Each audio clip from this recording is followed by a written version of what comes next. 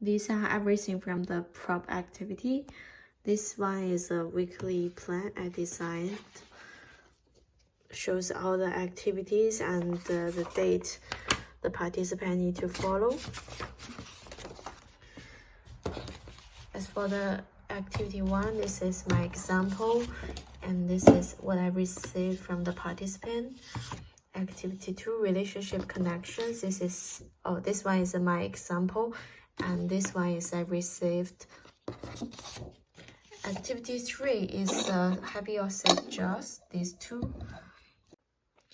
As for the happy and sad jobs, these are the happy things. He has a rest that day. The weather is good. Also, the supermarket is half price.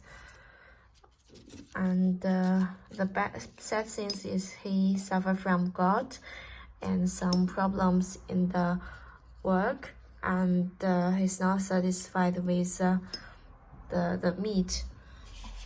Also, activity 4 is just listening to music, and there is no visual stuff. This one is activity 5. It's a watch.